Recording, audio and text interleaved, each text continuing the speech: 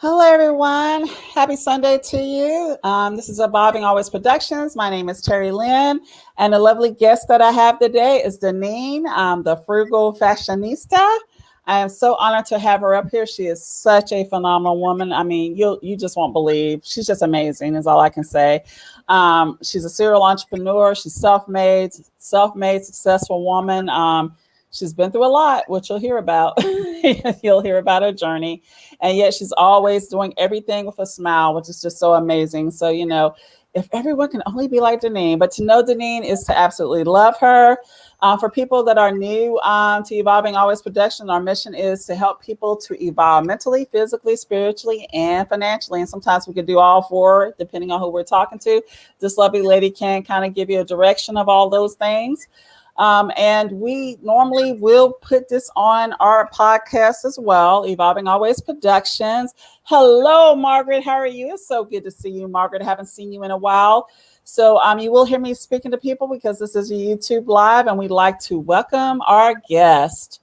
And hello, Rhonda. How are you? And Brittany, thank you. Brittany was like the first one to come. So I'm going to have to buy Brittany some coffee, and I am actually. I'm going to buy her $7 cup of coffee that she likes. I'm going to send that to her. So yay, Brittany. So anyway, but thank y'all for joining. And I think a lot of y'all are already moderated, so I appreciate y'all coming. Again, this is the lovely Daneen. For those who don't know her, Daneen, I actually met Daneen, I want to say probably on Instagram and Clubhouse. It was kind of a combination of both.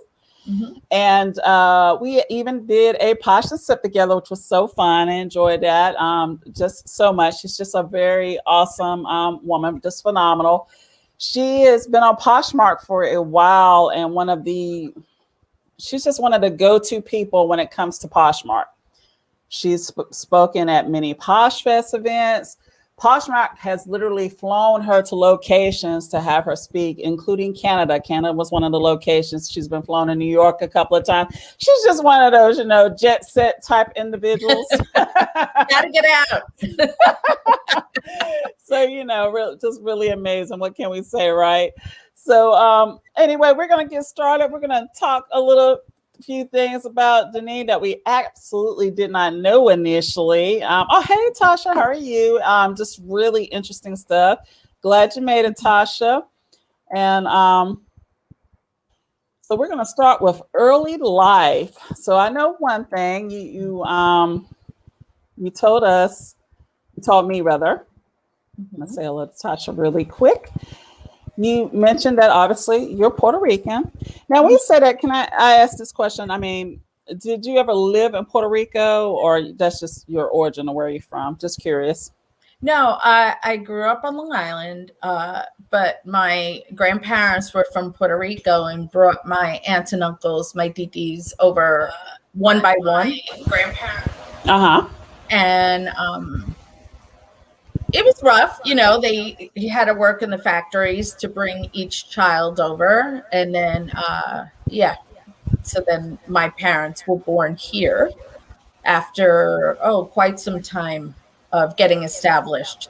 My grandparents, both of them from both sides, my mother's and my father. And my parents had a very difficult time, though, learning English. So they raised us in English first, and then Spanish second.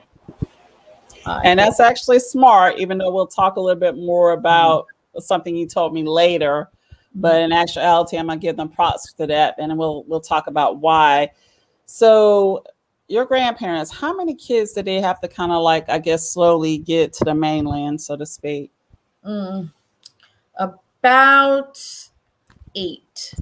Wow. Oh, my goodness. 8. That was from my mom's side. From my dad's side, I'm not sure because he passed away a long time ago. Okay. So, yeah.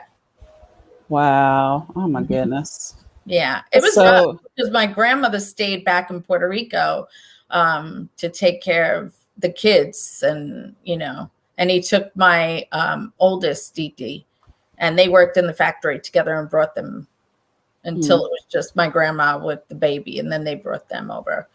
So, yeah. Such an awesome history, though. Yeah, sorry, I was explaining it and I was kind of a little bit all over the place in the beginning. But no, I love it though. It's so beautiful. I mean, because it just shows what a tight knit, loving family you are.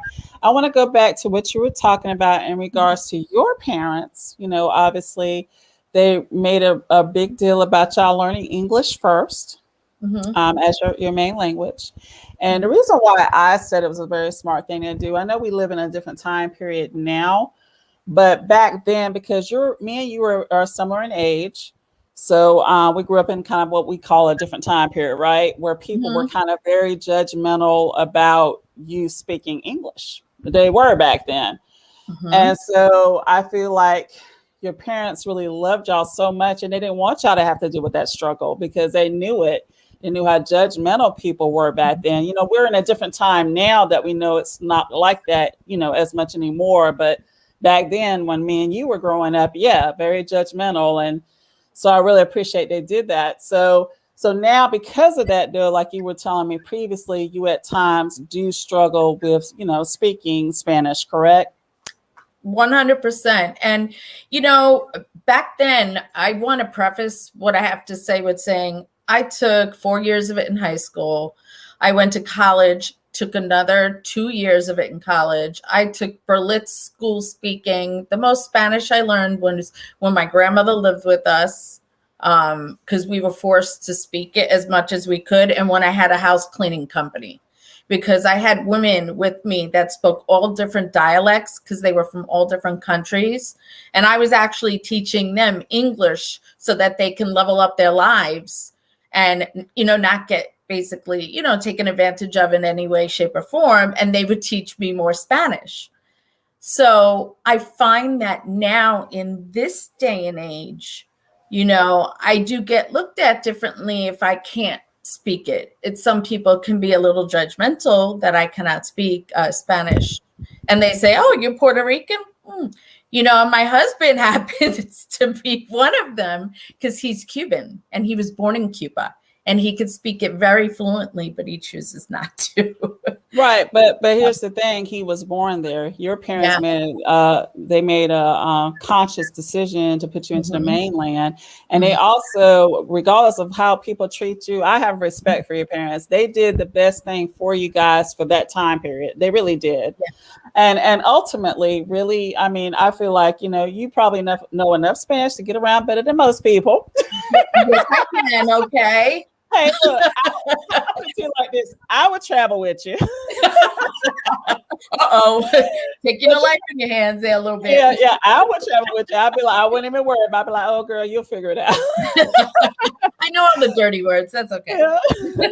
No, ironically, it's so funny because a lot of people think I'm Puerto Rican, like, especially when I go to areas where a lot of Puerto Ricans are, like New York or California. I have not been to Puerto Rico. But I do want to go, obviously. It's a beautiful area. But a lot of times when I go to those places, it's always assumed that I am Puerto Rican. So I do get people that come up to me and they speak Spanish. And ironically, I can understand it. And I think you're probably like that too. I think you could probably understand a lot of what is said, but it's the part about actually communicating back with them.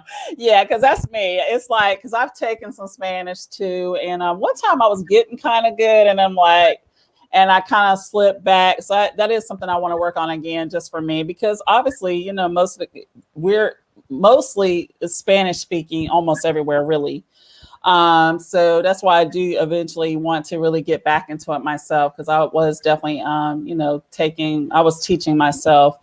But like you said, I'm like, I can understand it, but I'll be like, how do I say that back to them? I'm like, one day I'm like, so they're like, oh, you're Boricua? And I'm like, yeah. And they're like, and I'm like, I'm like, say that a little slower. I'll get it. I know. Yeah, we'll get it, right? Oh my God. Oh my goodness. And Margaret just told me something. I didn't know. I don't know if you know Margaret or not. She's a very sweet young lady. But yeah, I did not know that, Margaret. Wow. Oh my gosh. But yeah, so I can relate. But like I said, I truly think your parents did you right, because I know how that time period is. But then I can see what you're saying now. Some people are going to be like, you don't know. They'll be all right. They're really jealous. They're really jealous. They wish they could speak as fluently in English as you do. So, but the key thing I love that you told too, which I think is a very beautiful story, because you did have a cleaning company. So tell us a little bit how you got that started, and then I wanted to ask you some questions about that, if you don't mind. Okay. Well, I will be 110% transparent here. Okay. I went to court reporting school. I had been in a cleaning company for a long time. When I thought I was going to give up cleaning and go straight for court reporting, I had my son, and it just wasn't working out, because with court reporters, you need to find a babysitter at the very last minute. And it was really, I was struggling with it. So I said, you know what, let me go back into cleaning. And, things weren't going good on the home front at that time. And I was even told, I bought into one, I was even told, if cleaning company is not a viable business. And so that really pissed me off. And that fueled my fire even more. And when I get a fire fueled inside of me, I hustle and I get very creative. So I try and I'll like feel bad for myself for a hot minute. And then, that's the thing about life. You got to like get back up. When you get down, you get back up, because that's kind of what was instilled in me by both my parents from when I was very little. Okay. And we all have it in us. We can all survive whatever we need to. It's just a matter of getting back up and how long it takes you. That's right. So I took out all the money out of my credit card, every little last bit that I could get. And I bought into the business, and I worked can I curse? What's that say? Yes. I worked my ass off. Okay. Because I knew that's all you were going to say. I knew you were going to say anything like really dirty. No, but yes, that's what I did. And I paid it off. It was like 3 to 6 months. Oh my goodness. Paid off. I had a staff of 14 people. I doubled it. And then the previous owner wasn't working it right. So I got workers' comp. I made sure I did it the right way. And it grew and grew and grew. And then I got into commercial, and the rest was history. I eventually sold it off. So yeah, and I sold off both entities, the commercial and the house cleaning. Well, I'm gonna tell you, I'm so impressed with you. Yeah, because when I read the part about the credit cards, oh my gosh, I love it. And then what's even more impressive, because I didn't think about this, but the impact that you made on people that were Spanish speaking that came into the country. So you literally were like a mentor for them. Yes. You were showing them things. And I just think that's so phenomenal. And then I'm going to tell you one really funny thing really quick, and we won't talk about it long because this is about you. And we want to hear everything about you. Oh. Ironically, me and my husband had a commercial cleaning business. It was called Unlimited Cleaning Company. Yeah. Yeah, I know. Is that not hilarious? And we actually did that for like 5 years. And the only reason we actually stopped is I had got a corporate position in Phoenix, Arizona. So I actually worked there for a while. It was like, you know what, let's just sell the company and keep it moving. But that's it. So that's ironic, right? There's good money in that. People don't realize there's a lot of good money. But what was happening was the ladies were, sometimes getting taken advantage of by the homeowners in, some areas. And they were leaving just an extraordinary amount of dirt for them to clean. And I said, you need me, you call me. And they would, so I would have to set the homeowner straight. But I said, listen, we need to have group sessions where this is what you're going to do. You're going to watch TV. You're going to read the papers. You're going to do whatever it takes for you to learn just a little bit each and every single day, even down to going to the school districts and talking with the principals for their kids. And I said, my goal here is to teach you how to run your own company. And that's what a couple of them did. And I eventually sold the business to one of the ladies that came from El Salvador. So, and see, I didn't bring any tissue up here with me. I'm gonna have to go like this. Excuse me. I'm gonna go like this. I'm so emotional. Oh my God, that's so beautiful. And you brought up such a great point, because people will really try to take advantage of people that they think don't understand them. There's just some really mean and ugly, nasty people out there like that. So I'm so glad they had someone like that. You know, I know you're tough because I said you're basically fighting for that. That's right. Because it pissed me off. They don't realize, I have, my family has struggled here, So yes, girl. Yes. And I know my hubby was trying to say what a mess is. He's so sweet. But yeah, so I'm so glad that they had someone as phenomenal as you, looking out for them. So I know you're married. How long have you been married, by the way? Oh, Lord. The year of the flood? No, I don't even know. 1992. Okay. 92, had my son in 94. That would make him 26. So basically almost 29 years, right? Am I doing that right? Yeah. Almost 29. Oh, wow. Good job. I feel a new diamond coming in. 2 more years. Oh, woo, okay. New sounded car, like a diamond. I mean, like, oh my God, I love it. Yeah, it's actually going to be 21 years for us come May 20th. Yeah, but it's awesome. So good deal. All right. So, he said what I missed. Okay. I hear you, sweetie. You done missed a lot, but you here now. You just missed a phenomenal woman. You have to catch it up later. My hubby. So he talking about love her videos are amazing. He's so funny. But I think you talked to my husband before. You know my husband, he's a trip. Oh, yes. So, but anyway, so one of the stories that you were telling me about that I related to somewhat was you had lost a lot of your money in the housing market and the stock market when that crash happened. Did you want to talk a little bit more about that? Yeah. So, basically, when I had started the business and, I was doing really well, my husband saw that his company was being less than truthful with a lot of their customers. They were going to go Chapter 11 and he couldn't do it. He's a very, very, very honest man. So he went and he started his own. He left them. He told them, I'm starting my own. And he started to get very successful at it. And we thought, wow, this is it. This is our big break. We could do everything. And then we had gotten another property in Florida. And basically, we had all this money built up now in the stock market. Yeah. And including the house in Florida, about $1 million. And then the market crashed. And then the housing market crashed and we were underwater and we had to sell it for a loss and we lost almost everything. And so I said, you know what? We got this. We could do this. We're going to get up and we're going to go, hey, Christine, we're going to get up and we're going to go and pick up our bootstraps. I went around the block. I said, you did not marry a prima donna and you are very lucky. Okay.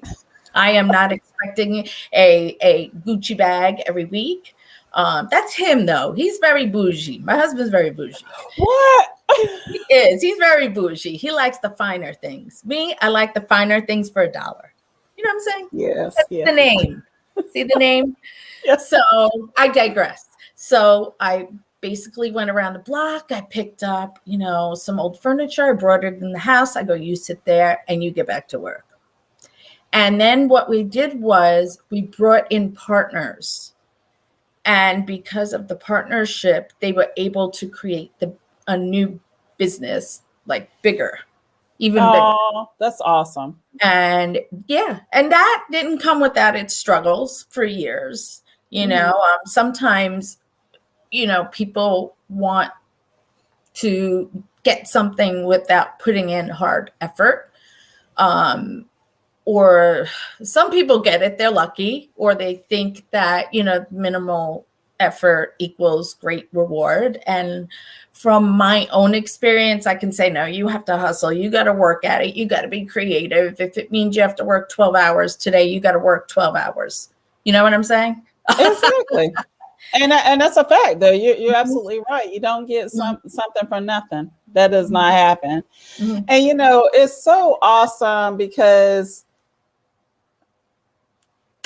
I tell you, yeah, Sandra, yeah, to know her is to love her, definitely. So I'm in agreement. It's She is such a phenomenal, and she loves when I say it, so I'm gonna have to say it again. She's such a phenomenal woman.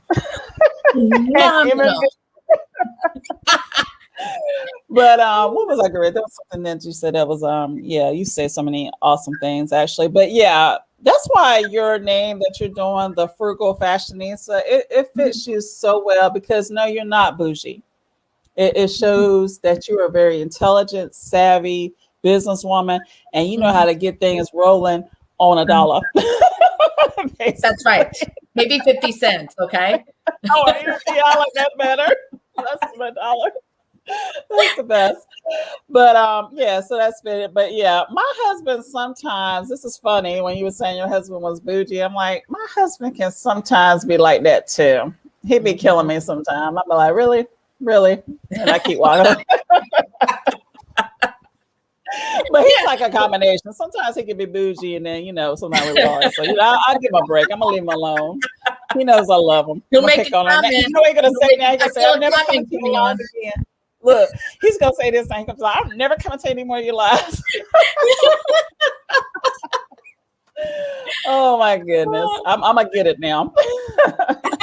But anyway, so. Love you, girl. I love you too.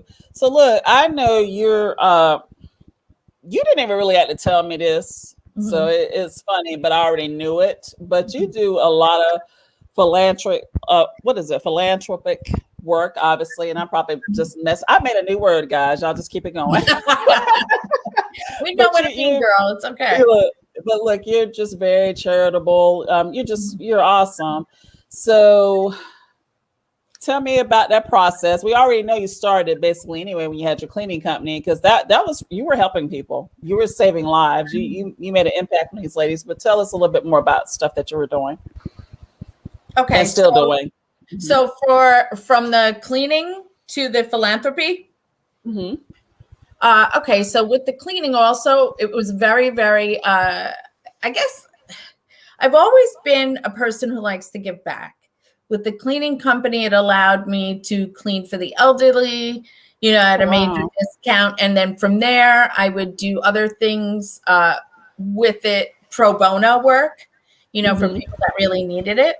And because of the giving back, I was able to receive so much in return.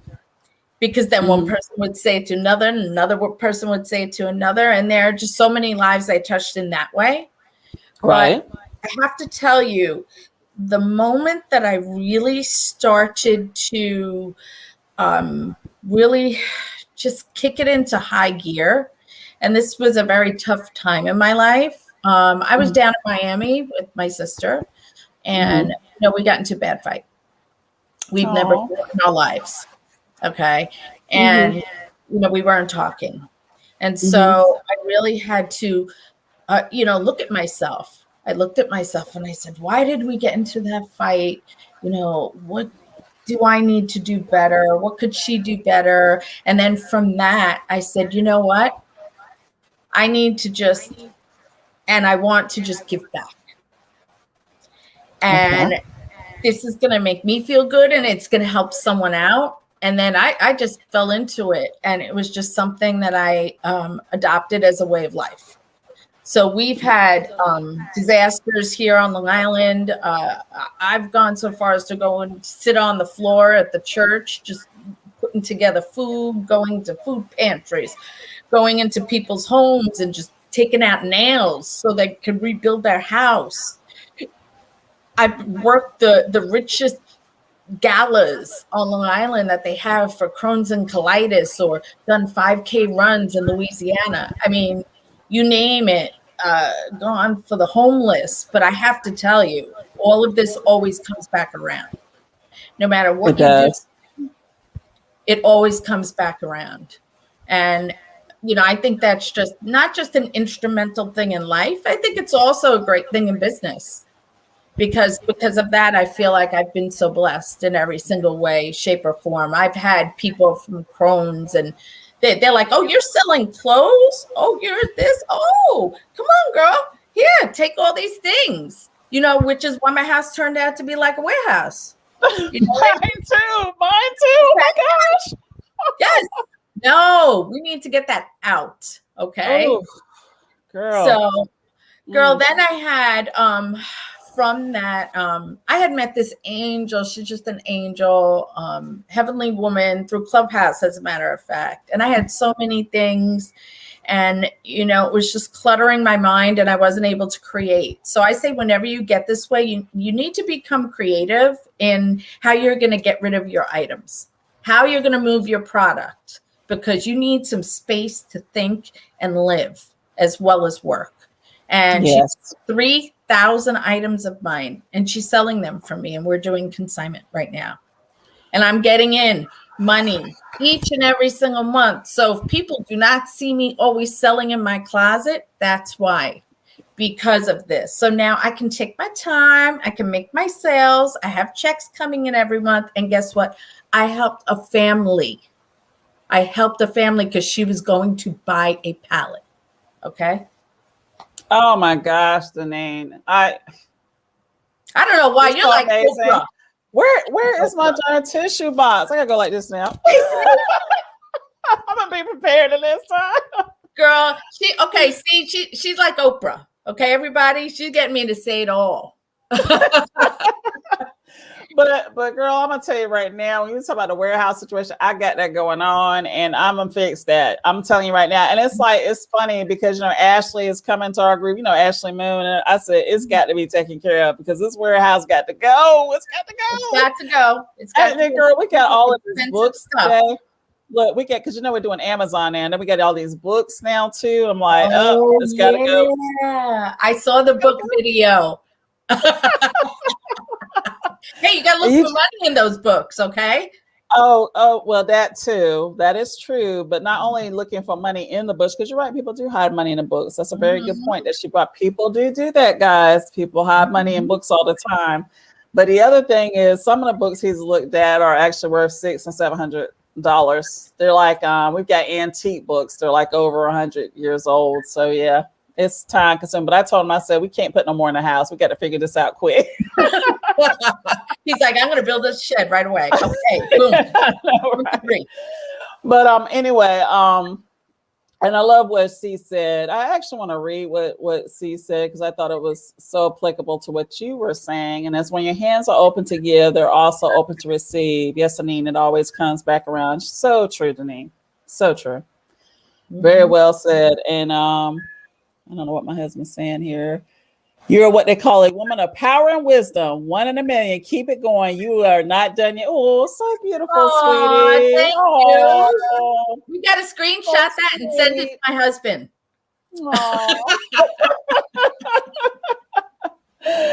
Oh my goodness. Love it. And thanks, Derek, for popping in. Appreciate that, Derek. Fundamentals of Side Hustling. Yeah, you got to check out his YouTube. He's amazing too, full of knowledge. So gosh, there's you got so many amazing things going on. So I love that idea. I want to go back to the idea you were talking about because I hadn't thought about it, and it's such a great idea. And I hope y'all were listening. If you got a lot of stuff, one of them, so I got to take this advice myself, start thinking about getting somebody to sell that for you.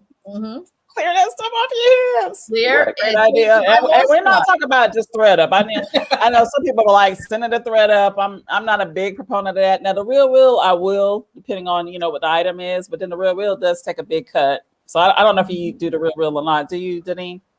I did in the past, then I pulled everything. And now I'm thinking about dipping my toes into what's going to sell, like Max Mara and some other things like that. Okay, that makes sense. Yeah. Because you also, Daneen, and I'm changing topics a little bit, but it's kind of what we're talking about, luxury items. Daneen is like phenomenal in Clubhouse. And if y'all don't know, y'all better ask somebody, which I did attach her link to connect with her. She actually has a club on Clubhouse. It's Poshmark Club.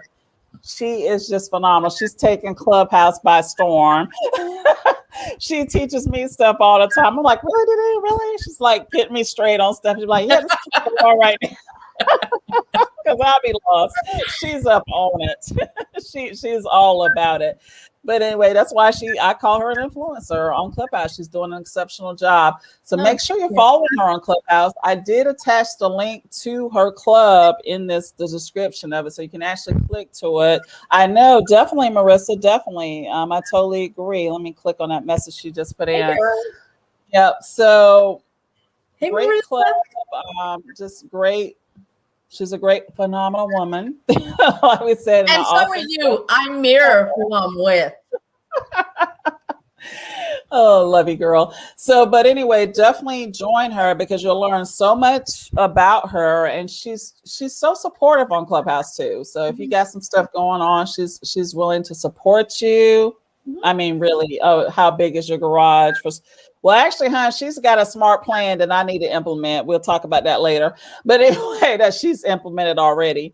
So Daneen does a fantastic job on Clubhouse. Recommend you follow her. And I said all of that to get back to what she was talking about before. She's talking about her luxury items because she's very knowledgeable in the luxury department. So if you're someone that wants to know more, I know she does rooms dealing with luxury along with some other women too, but connect with her. I just thought I'd mention that after saying all of that about Clubhouse. Okay. So something else I wanted to ask. Oh yeah, this is the fun part. Because when I read it, I said, I probably saw her. And it was You Dance on Club MTV back in 1989 to 1991. I said, I bet you I saw Janine. Oh my God. Those were the days. Tell us about that. Those were the days. Oh my gosh. That was a whole other story. Okay. I heard about this girl from my area who made it on the show. And I said, she can't even dance. How'd she make it? I mean, she was gorgeous though. Don't get me wrong.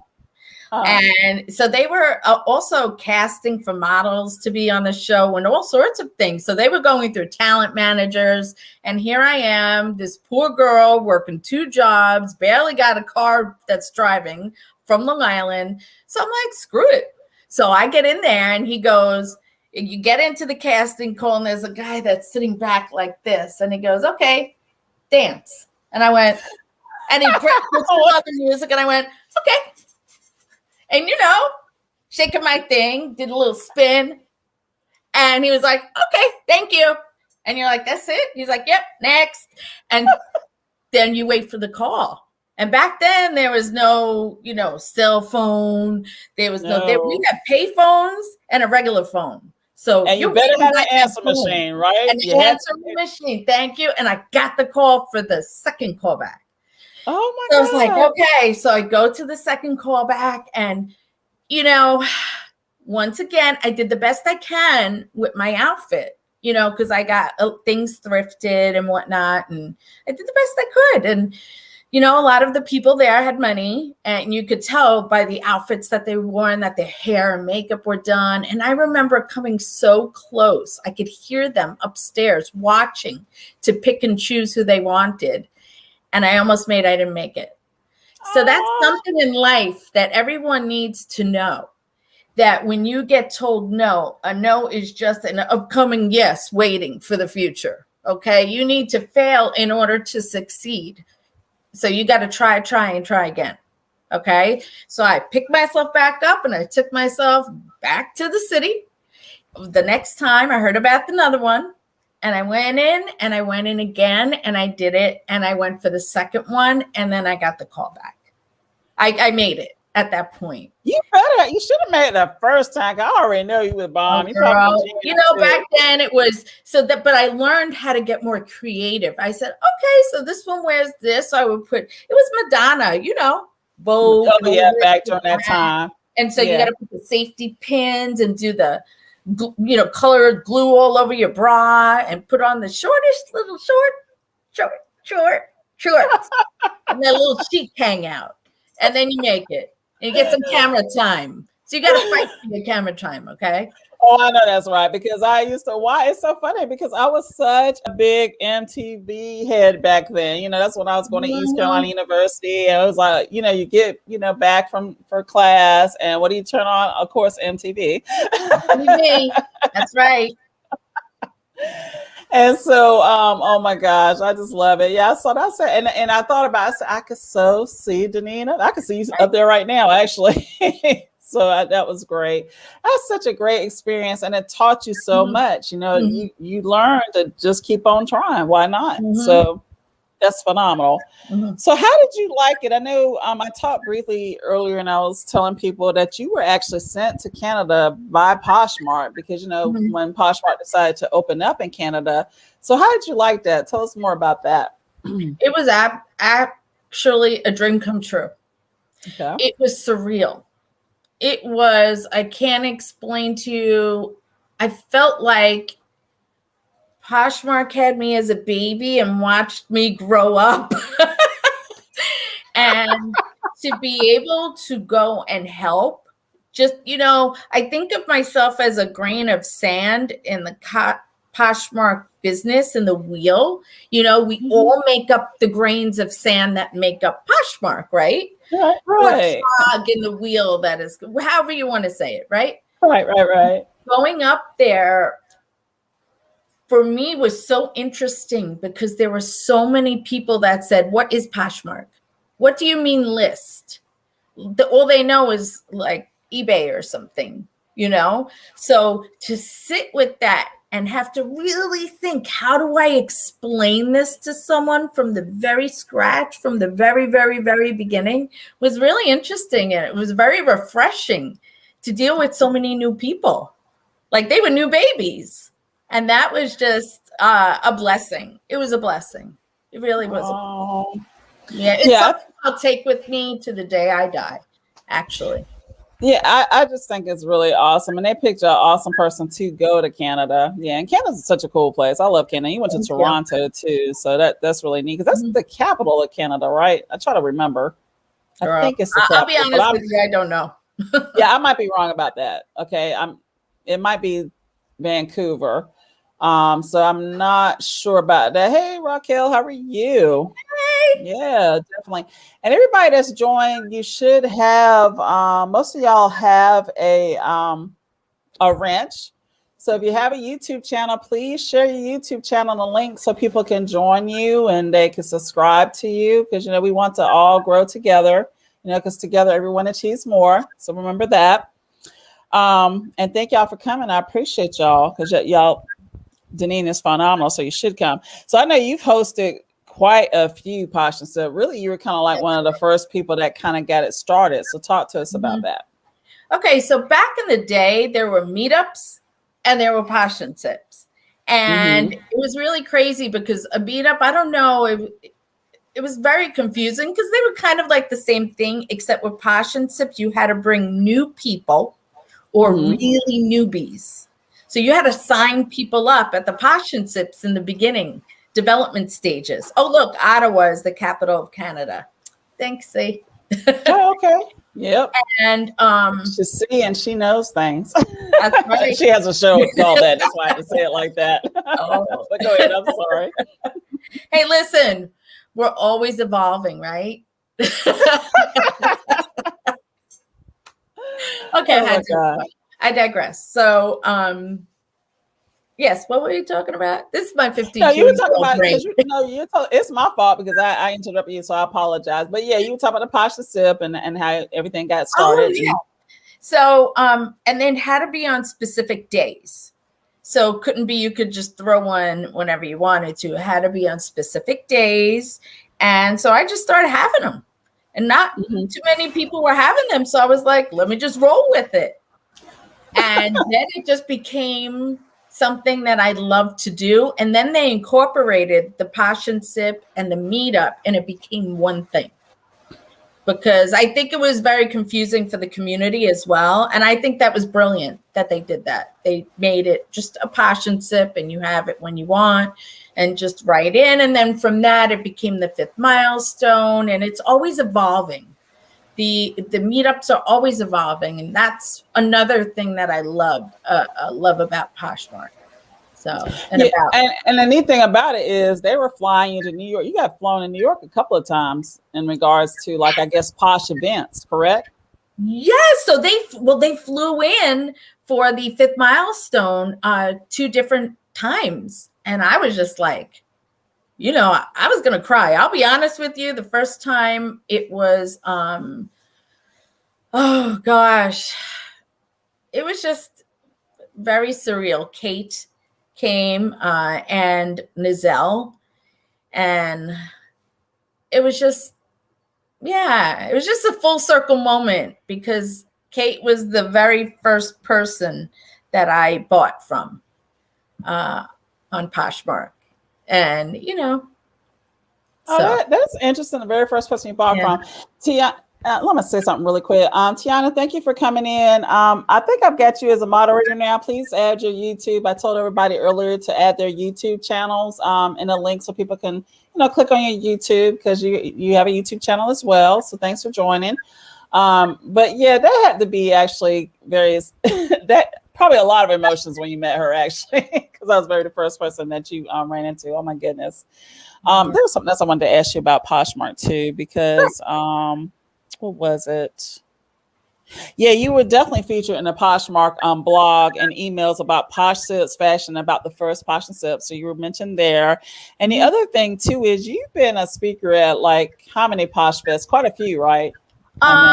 No, well, my first one, I was a closet consultant, and that was like an amazing thing because back then people had to sign up on a sign-up sheet, and you only had like, I don't know, 6 of us, 8 of us, something like that, and there were only so many slots for you, and then the next group would go, and there would be 8 more people to consult. It was so different.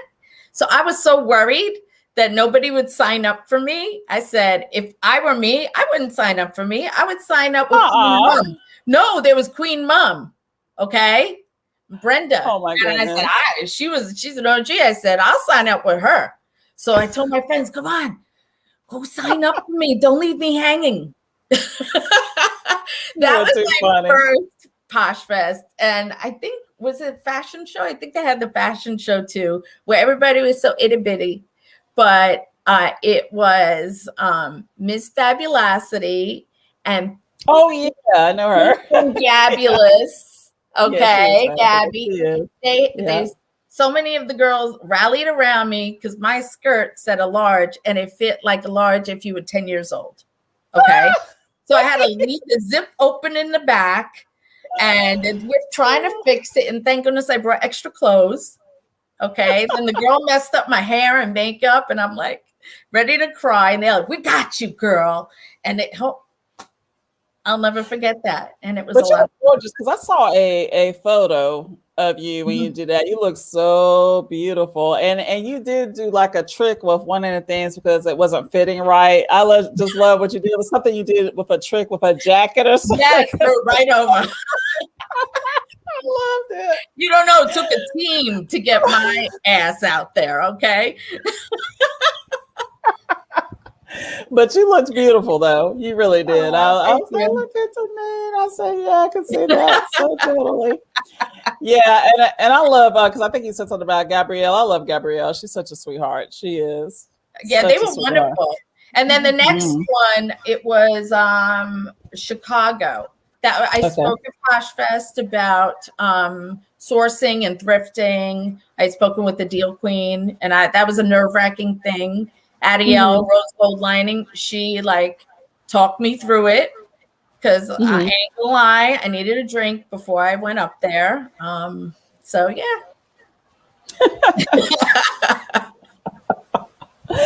Oh, what else I wanted to say? Something I was going to ask you about. What was it? I love when I'm having a conversation with myself. Ain't that funny, girl? So anyway. Oh, I do it all the time. I know, right? That's okay. I'm used to it. So the thing being, we're talking about by ourselves. When you in a house by yourself, what do you like to do? Talk to us about girl, that. I love to dance around the house. My son thinks I'm crazy. I blast the music, and I'm around the house, and I'm like, give me some exercise. I blast. I love Motown. I love the 70s. I saw a Motown show this weekend. It was phenomenal. Oh my gosh, did you? Oh yes, I did. It was in South Carolina. Yeah. Oh my gosh. Yeah. So that's what I do. I dance around the house. And, if it's first thing in the morning. Oh, hey, What girl. can you? Yeah, what can you say? Hey, Keisha, how you doing? But you know what? Dancing is so good for you. It's so good for the spirit and soul too. So what can you say? It's just good for you. And Keisha, hold on, let me make sure. Yeah, Keisha, you came in a little bit later, but put your YouTube channel in. And the Grateful Queen. Do you know the Grateful Queen, Daneen? I know By names. chance? I know Okay. names. Quimby, I'm gonna tell you right now. Oh. You and her, though y'all have different personalities. I equate both of y'all. Y'all are such beautiful people. This is another beautiful woman. Now, the Grateful Queen, I'm telling you, she's so phenomenal. She's got 2 YouTube channels. She's a therapist. Yeah, she has 2. So she's a therapist, and oh, really? She has a therapist YouTube channel, and then she also, obviously, she resells too, which she's very good at. And she has a reselling channel. She's actually monetized, a Grateful Queen, but she's just phenomenal. So if you ever get a chance, check her out because she's amazing. Trying to get her on Clubhouse. Let me get her on. Look, we've been trying to get her on Clubhouse. So come on, girl, come on over. I'm telling you, she's somebody that needs to be on Clubhouse. Trust me, you would love her if we could get her on Clubhouse. She's an Android user. So, but anyway. Soon. So anyway, remember everybody, again, just a reminder, put your YouTube channel, Together Everyone Achieves More. So place your YouTube channel and link because everybody has a moderator. They have a wrench, so you should be able to do that. So the other thing we're going to talk about really quick is you had a family global retail solutions company. Mm-hmm. And basically you own a store fixture company as well. And so you sold that. So talk to us a little bit more about that. How did you get into that and everything? So basically, like I had said, I was doing the cleaning. My husband went back into the store fixture company and made that a huge success. Mm-hmm. He had 3 partners. So they were looking into selling it. And it was getting so big and my business was growing so much because the real money I found was in the commercial work and the insurance money. And I was blowing up. So I also had my son, but I didn't leave my son, and they would have nobody for him to watch him, make sure he stays on the right path. You know what I'm saying? I totally understand. So we had to make a decision, and we were looking for a bigger house. And I said, listen, I expect manicure, pedicure, okay, at least once a month. I need to get my hair did, all right, every other week. I will cook. I'll make you rice and beans every day. I don't mind. But then I got to sell my business so I can be with my son. Can we do that? Or you got to work less because his business was blowing up too, and I'll help you help me, whatever you want to do. And then I sold it. And I sold off both entities. And then the retail store fixture business just became huge. Sold it off. Yeah, we sold it off. And then sold it off again. But actually, I'll tell you what happened. Okay. 1 or 2 of the partners really, gave like this. Understand. And that's the friendly way to say it. Yeah. Okay. And my husband is a very, very honest person. Right. And an upstanding man. So guess what happened? They went with the wrong person. We'll just say that. Okay. Yep. So we did make out. We're fine. We're great. Okay. Mm-hmm. But they ran the business into the ground. Done. When our non-compete was up, guess what? Back in business. Y'all were out of there. That's right. Not only did we get back in business, we got to buy out all their old inventory and their machines for pennies on the dollar because their dumbasses ran out of business. Okay. So yes, amen to that. Good things happen. Good things happen to good people for sure. Yeah. But we're we got to pay money back. So, invested. So it's constant. It's all about that work again, the work ethic, work struggle, keep it going. The pandemic happened. Retail isn't so happening. So he's broadened his horizons into the global market and, just all sorts of solutions for different retail companies. But y'all are a perfect couple because y'all are all about being self-employed, which I love it. Y'all are constantly, coming up with businesses, and that's the neat thing about it. You come up with a business, sure. If it's doing really well and you want to sell it, then sell it. That's what I love about it. That's awesome. And then you want to be home for your son, which I love that. And so the cool thing about it is, I know you were how did you find Poshmark? I guess I should ask you that question. So how did you find Poshmark? Oh yeah. I was sitting with some girlfriends. We were out east, and my one girlfriend says to me, "Oh, look, I sold something on this site called Poshmark." I said, "What's that? What's a Poshmark?" And she goes, "Look, it's like eBay, but it's easier. You just take a picture, click, and you put it on. It gives you 4 spaces. That's it. Look, I sold a book planner, and I sold a pair of shoes, and I said, "Oh, this is great." And that was it. You was like saying to yourself, "I can do this from home." Yes.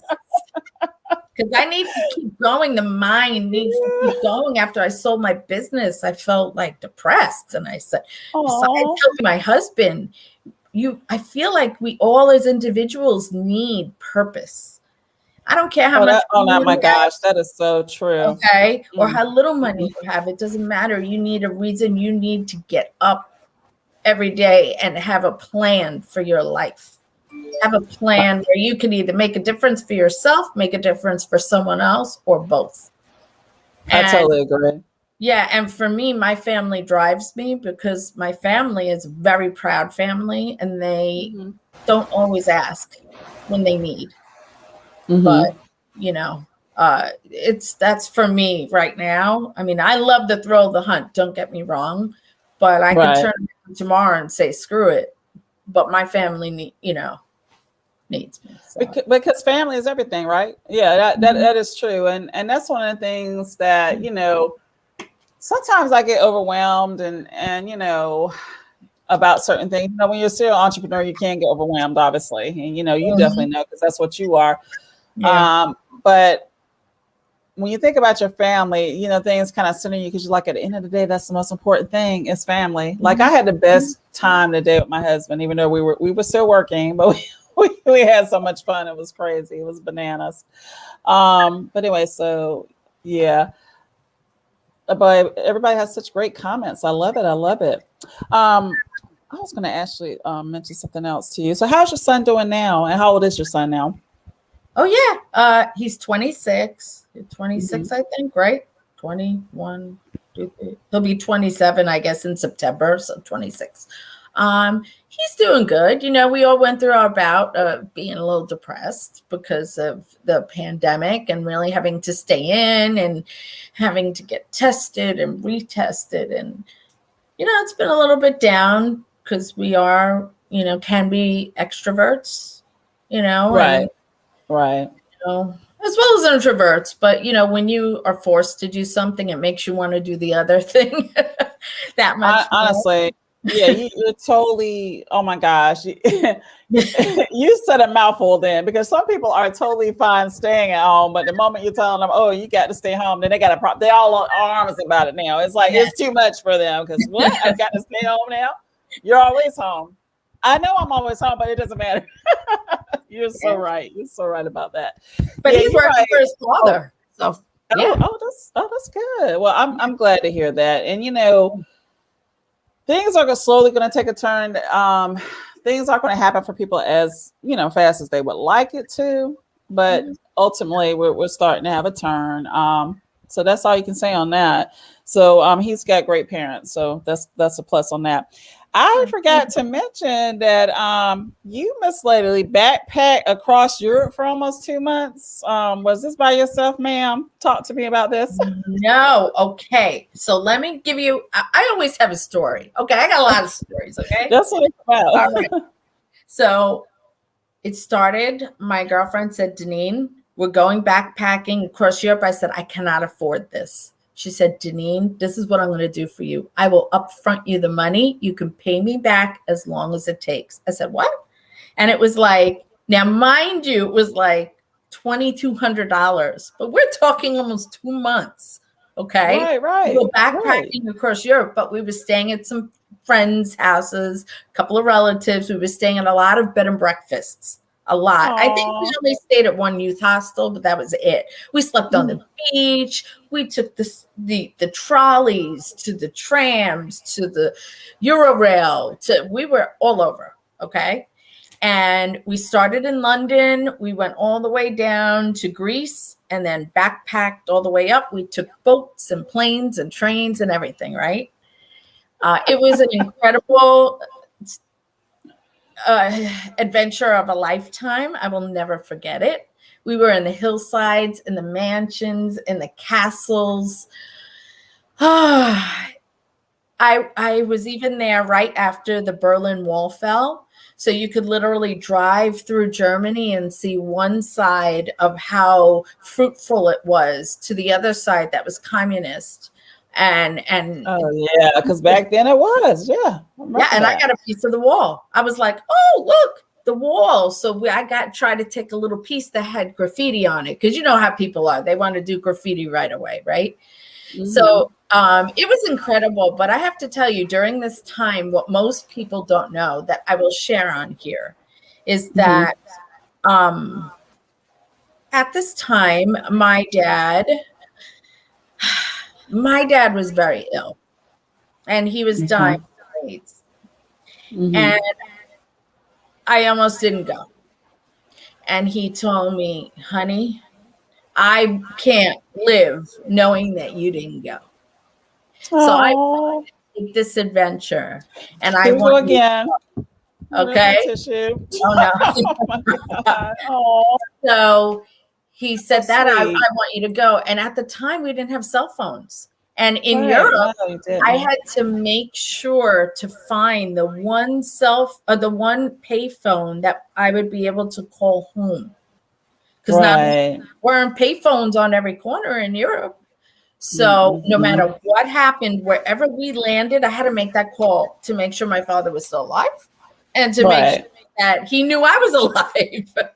And he did, and it all worked out, thank God. But yeah, so that's such a beautiful experience. So and obviously, like you said, it's very heartfelt, because your dad was going through that, and you just had some wonderful parents. Oh my gosh. Yeah. But I tell you, it comes back around, because my son wanted to go to, I don't know, some state park or whatever, some park somewhere up north in another state. Okay. And all my friends were going, girl, you're going to let him go with 2 other boys? What are you, crazy? He's just out of high school. Oh, you're such a bad mom if you're going to do that. You know, that type of judgmental. And I said, do you know who you're talking to? I said, get at it. Said, honey, you're going to go, right? So I sent him. He was going with 2 guys going into the Marines, right? And here he is. My son's a little shorter, right? And I'm like, here, take the toilet paper. Make sure you take the toilet paper, son. Lots of stuff just in case you fall. A lot of ramen, and take a lot of toilet paper, because they were going backpack in the middle of nowhere, okay? So sure enough, they get on the wrong bus. They end up in Canada, near wherever. I don't even know. He said Canada. Okay? Right. Yes. Like way off course. For 3 days, they took bus to bus or whatever. I don't know. Oh my gosh. So P.S. I'm like, okay, you guys just need to contact me every hour on the hour. It started to get quiet. And then I overhear something. And I said, And then another mom called me. She goes, so did they tell you about the bear attack? And I went, what? Yes, there was a bear attack. Yes, the bear went, and they ended up eating all their food. So they had to backpack their butts back, and they try to make noise. I go, why are you making noise? So anyway, they lived. All is good. The bear ate their food. They had a hike back to some random street. Some angel on the road saw them, picked them up, because they're in the middle of nowhere. And now my son has a story. He goes, Ma, all I have in the hotel room, they only catch like 2 channels, and there's the Bible. That's all we're gonna read. I said, well, you better start reading the Bible, because when you get home, I'm gonna kill you. Okay? You better thank Jesus you're in one piece. Amen. That's right. You can say that one again for sure. This Puerto Rican mama gets her hands on you. So yeah. I love it. Yes, I love it. Girl. There was something else I had to ask you. This seemed like a really touching story. You mentioned something to the effect of, and this was a very important to you, so I definitely wanted to hear about this story. You had reconnected your mom with your sister. Is that correct? Mm-hmm. Yeah. Tell me about that. How that came about. For me, that it will always be my biggest accomplishment as of right now, besides having my child in my lifetime. They weren't talking for a while for whatever the reason. I don't even remember. And it was really rough. My sister can be tough. People think I'm tough. I'm nothing. She's tough as nails, and she's the baby. Okay? She's tough as nails. Yeah, she is tough as nails. Okay. And yeah, so I just kept at it. I just kept at them to keep the lines of communication open, and I thought it was really super important. I knew that it would be something that either one of them would regret for the rest of their lives. And my mother's really a mush, so it was really more my sister, And finally, eventually, they came around, and they're great. And now she yells at me when I get mad at my mother.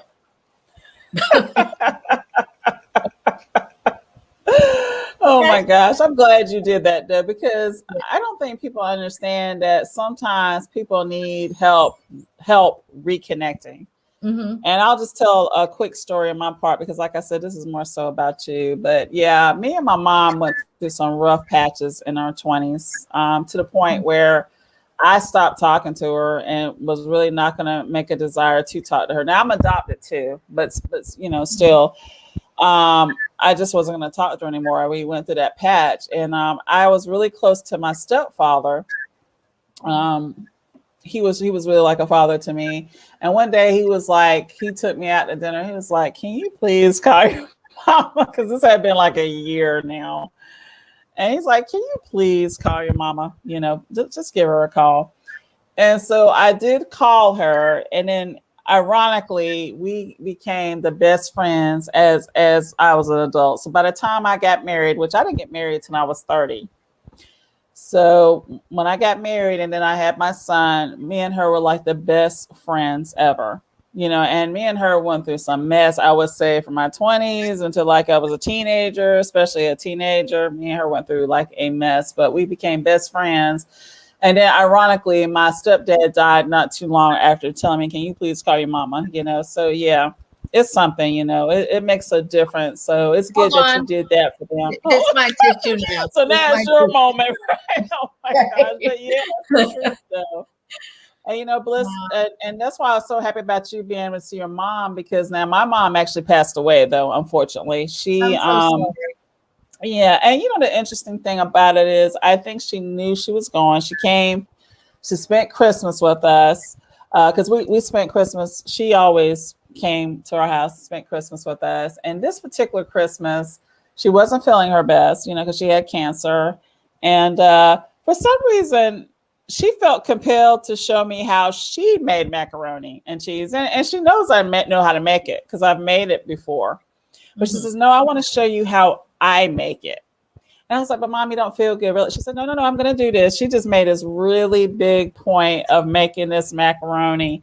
And I'll never forget it, because I was like, I felt right then. I said, she really knows, because she's just really making a point for me to know how she made the macaroni and cheese. Yeah, and I'm going to stop talking about that. So anyway. Okay. Use your fan, girl. Use your fan. Look. That is really So touching. you No. know what? So what is some advice? Because you're so business savvy. What's some Mhm. advice you would give somebody starting out? And maybe they have little to no income. What's some advice you would like to give them? Okay. So when you're starting out and you have little to no income, you have to get really creative. And also align yourself with the right people. Don't align yourself, with people who are going to say you can't do it. Because there's no such thing Definitely. as that. Okay. If you really want to do something and say it doesn't work out for you, it might lead to something else. Or say you don't like it, it might lead to something that you do like. Um, Align yourself and leverage your relationships. So ask around, say, listen, I can't afford to do this, but do you know someone that's willing to invest money in this, that, or the other thing? And you will find people. Or if you want to start, okay, say you're working, you're just scraping by, you're just making ends meet. You have to find time to do something else. Carve out time and really schedule yourself to where you can make any kind of extra income, to where you could put that to the side, to where you can use that money to elevate yourself in the thing that you really want to do. And if it means collaborating with other people, if it means waiting a little bit, creating that vision, making a business plan. I cannot tell you how important it is to make a business plan, because say you have, I've been an angel investor. Some people don't know that. Okay. So Yeah. the first question I ask usually is, okay, where do you see yourself? Where do you see your business going in a year, 2 years, 3 years? Do you have a business plan? What do you want this money for? Mhm. Is it just the connections that you need made? Is it just the right accountants? Is it just the right lawyers? Um, it's so important to have a vision, a clear vision of what you want, and not do things haphazardly. Right, definitely. I totally agree with you. And that's Mhm. perfect the way you said that, having a vision. Mhm. And like you said, that's great advice in itself.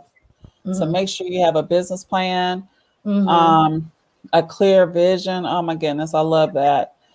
The other thing that I was thinking about that you were saying, that was in my mind while you were talking, is I was thinking about the Richest Man in Babylon. It's a book, and he talks about that. No matter what you make, always remember 10% of that is yours. And what he means by that is because obviously people work and they got to pay these bills, credit card bills, all this kind of stuff. But really, he's saying 10% of that is yours. And what he means, he doesn't mean yours in the sense that, you go out and buy yourself some coffee. Granted, you could, but that's not what he's referring to. He's referring to 10% to invest in yourself. So it could be, like you said, in your business that you're planning, whether it's the Mhm. stock market, which is a form of investment, still investing in yourself, or maybe real estate. But in any case, you're still investing in yourself. And so I love what you were just saying. So great tips. Love it. Um, Can I add too? Yes, go ahead, Um, please. yeah, I think it's also important for people to see where you're to where you can pull from. Because sometimes you don't realize that you're spending money on things that you don't need to, or you can cut back costs, or you can coupon, or if you really want that something, well, then you don't need that pack of cigarettes, or you don't need that extra Starbucks latte. It may be $2, but $2 here, $5 here, $10 here. It will all add up. If you want to sell a couple of things, or, this is why reselling is so big, right? Because you can It certainly literally is. you get something for nothing, have people donate items to you and resell them. That, and having the computer, you could go to your library. If you don't have a computer, you can literally go to your library and use the computer. A lot of people have phones now. You can get a phone from really cheap, or go to garage sales and estate sales or flea markets. There, you could walk a dog, you can clean a house, you can learn. You go on YouTube, you go to your library and you learn. And That that's the extra time that you need to put in. I totally agree, Jenny. You said so much, and people don't realize that they do have so many tools right now that they can start a business. If you have a Mhm. car, and it's a pretty decent car that works, the gig economy is there. But you just have to be business minded. You Mhm. really do have to be business minded. And I say that when I talk about the gig economy because When the gig economy originally started in Greenville, me and my husband dabbled into it because it was really big money, and we're very business-minded people. But then it comes to the point where, like, I'll use DoorDash as an example. We'll sometimes turn on the DoorDash app just to laugh at it because it'll be like $3 to take some food 10 miles away. That type of order should never even be happening, first of all, because you got to realize this driver is paying their gas, they're driving their car. So wear and tear on your car, the gas, it's a business. It's your business. You have a delivery business. You would be really cuckoo to be taking that $3 order because it's not going to cover it. I'm just using that as an example, but we know people that are doing that. I'm just saying. So I just brought that up. So be smart with what you're doing too, because there's so many tools out there for you. You've got to really handle it and think of it as a business, down to the reselling. Some people don't really. I hear a lot of resellers say, yeah, I'm a reseller. I do want to become an entrepreneur. You're already an entrepreneur. Reselling is an entrepreneurship. That's right. You got to It's work. think about it that way. And the reason I mentioned that is because you got to think about your expenditures. Oh, those poly mailers, they're cute and everything. But the reality of it is, especially, let's say, for example, you're just doing Poshmark. Don't get those poly mailers. You do not need to buy anything for shipping when it comes to Poshmark. Nothing. That's how Poshmark is set up. You need to not spend anything. And I never forget it because this lady, she was talking. She does really well. And I think she started off with Poshmark. And basically, she said she first got her first order. She said she didn't even have a printer. She said she went to the library. She printed off her label. The library. Like 10 cents or whatever. And then she said that she went, got the box, from the post office, all that good stuff. But she said even a day with her being successful, she's doing really well, making 6 figures. She still doesn't pay for shipping. And I just wanted to say that because as a reseller, you are an entrepreneur. So think about that with the cost that you spend on your shipping supplies, down to everything, because it's all a business. I just wanted to throw that out there because sometimes I think people don't think about that enough. Well, that's another conversation altogether, right? That's right. Oh, I could talk about forever about this. Oh, yes. Yeah, but seriously, because I see it all the time. And I'm like, yeah, you got to think about that. You got to think about that for sure. And Anisha, thank you for joining. And for some of the people that may have just came in that have a YouTube channel, and I know you have, I've given you a wrench. Please go ahead and add your link. Make sure that you add your link in there because together everyone achieves more. Add your YouTube link so people can actually subscribe to you. And Daneen, do you have any last words, any other last advice you would like to give the people out there to be successful like yourself? Oh, Lord. Oh, goodness. Never give up. Really, never give up. Stay true to who you are. Don't compare yourself to other people, because I would get all caught up in comparing myself to other people. It doesn't matter what business you're in. If you're on social media, if you're on Clubhouse, if you're on Poshmark, eBay, or whatever it is, you can only do what you can do. Find your why you're, like Leslie says, find your why. For me, I consider it purpose, and I need purpose. Getting up in the morning every day. And please, please, please balance your life out. Make sure it's as balanced as it can be. And if that means you got to hustle 12 hours a day, you got to give yourself within that time period just a little bit of downtime. You got to make sure there's little bits of downtime in there just so you can keep going.